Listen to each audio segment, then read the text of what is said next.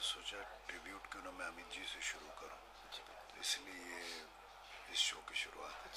10th of अक्टूबर अमित जी होंगे और सारी दुनिया होंगी और आप और सिद्धांत और अर्पिता के साथ कुछ प्रेशर है आपके ऊपर कि अमित जी सामने होंगे और लाइव कॉन्सर्ट अमित जी सामने होंगे तो ज़रूर प्रेशर तो होगा ही, पर ऐसा कुछ नहीं है।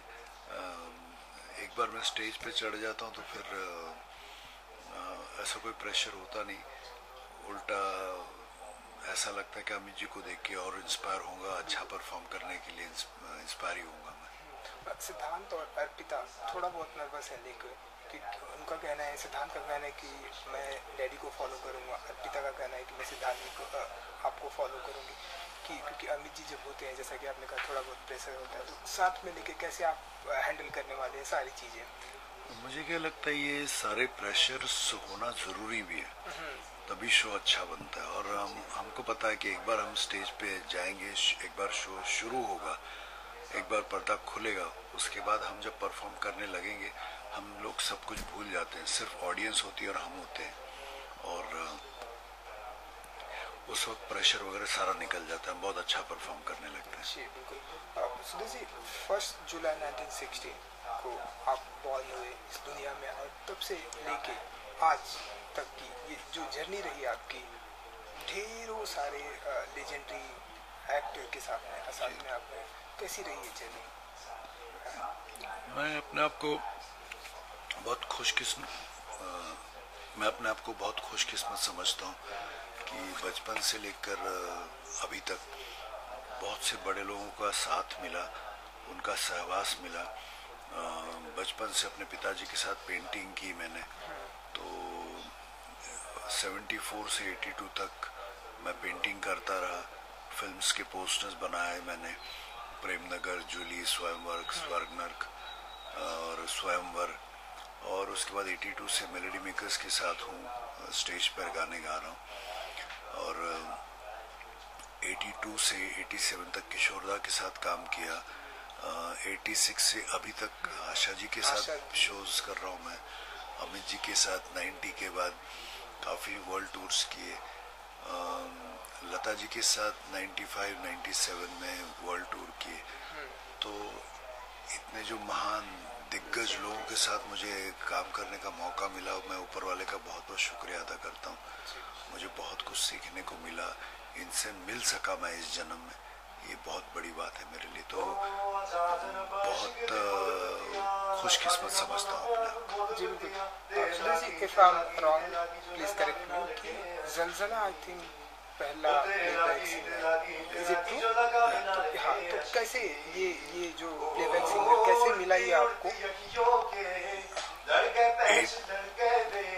86 में मुझे आशा जी ने एक शो में देखा, वहाँ मेरा परफॉर्मेंस उनको बहुत अच्छा लगा और वो मुझे आर.डी. बर्मन के यहाँ ले गए, जहाँ मैंने एस.डी. बर्मन साहब का गाना गाया था।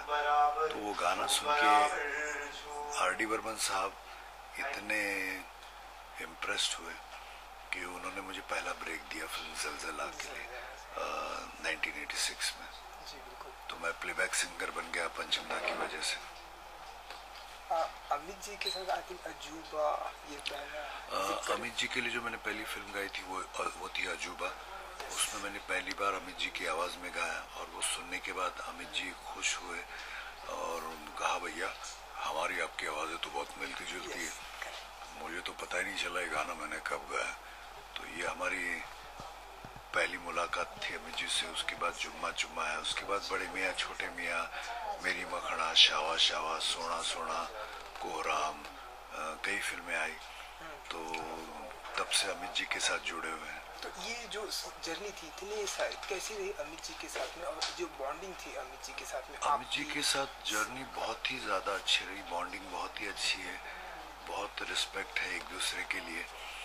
और उनके घर में कोई भी फंक्शन होता है तो हम ज़रूर उसमें बुलाए जाते हैं, और बहुत शोज़ किए साथ में। और अमित जी भी जो मेरा टैलेंट है उसको बहुत अप्रिशिएट करते, बहुत तारीफ करते। जी बिल्कुल। और एक बात जो आपने कही, अमित जी ने खुद ये बात की कि भाई आपकी और मेरी जो आवाज़ है वो मिलती जुलती है। ज़्यादा मुझे नॉलेज तो नहीं है, लेकिन मैंने जो नोटिस किया है कि जो पहले के जो सिंगर थे लाइक आप थे, जो एक्टर की आवाज़ में सेम वो गाने लोगों के सामने प्रेजेंट करते थे। जैसे आप हैं, जब अमित जी स्टेज पे गाते हैं तो लोगों को लगता नहीं कि ये किसी और की आवाज़ है, अमित जी की आवाज़। आज हमारे इंडियन सिनेमा में ये जो चीज़ें वो देखने को नहीं मिलती, तो क्या कुछ कहना चाहेंगे आप इसके बारे में? नहीं, वो तो क्योंकि एक्टर की आवाज़ कुछ और होती है, गाने कुछ और होते हैं। हाँ, बहुत सी बार आजकल होता है कि एक्टर की आवाज़ कुछ होती है, सिंगर की आवाज़ कुछ होती है, मिलती जुलती नहीं है, वो मैच नहीं करती।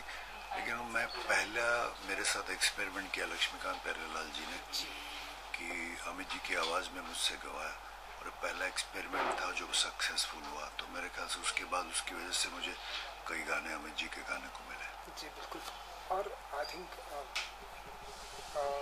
जो मिमिक्री और गाने के साथ में मिमिक्री, वो पहला ट्रेंड आपने स्टार्ट किया। जी जी। तो हम चाहेंगे उसके बारे में कुछ बताइए। और जैसे मैंने अजूबा में पहले बार गाया, तो वो गाने अमित जी ने पसंद किए। उसके बाद वो ट्रेंड हुआ कि मैं जुम्मा जुम्मा में गाया, और गाना हिट हुआ, लोगों को पता नहीं चला कि ये गाना अमित जी ने नहीं गाया। उसके बाद वो ट्रेंड शुरू हुआ, और मेरे ख्याल से हिस्ट्री में पहली बार ऐसा हुआ कि कोई किसी ने एक्टर की आवाज़ में गाया और वो लोगों को पता ही नहीं चला। जी बिल्कुल। तो एक अगर कोई लाइन जो गाने के साथ में मिमिक्री के साथ 87 तक किशोरदा के साथ काम किया, 86 से अभी तक आशा जी के साथ शोज कर रहा हूँ मैं, अमित जी के साथ 90 के बाद काफ़ी वर्ल्ड टूर्स किए, लता जी के साथ